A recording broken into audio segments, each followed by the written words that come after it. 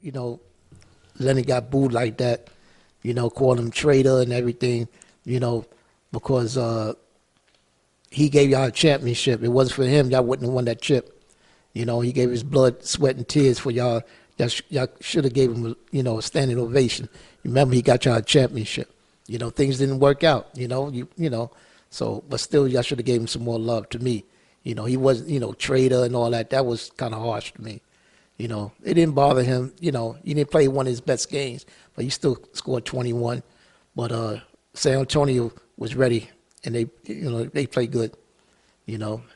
I actually disagree. I feel like the crowd had the right to boo him because at the end of the day, they competitors along with the players. If you're playing on the other team, regardless, we're gonna boo that other team. But especially, Kawhi being once on that team, got offered the Supermax over $235 million. To leave that team the way how he did, no explanation. Really, we still haven't got an explanation up to this day.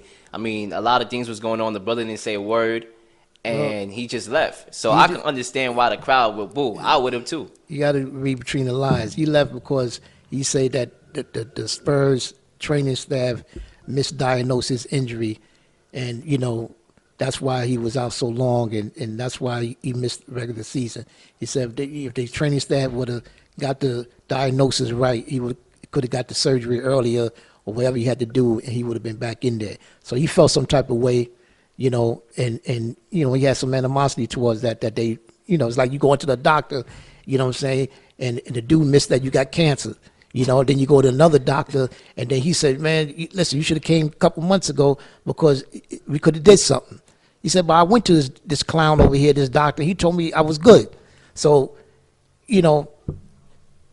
that's how you feel. He felt that they didn't get it right, and it cost him a year. So he didn't want to play for them no more. Everybody has the right, to move on with their life and go somewhere else. But I got to be a traitor because I did that.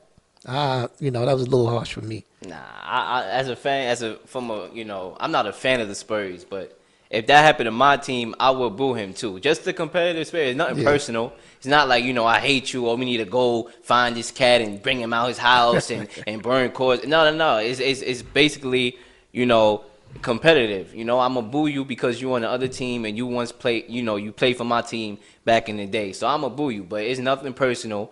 But you did see his mom getting into it with a fan or whatever.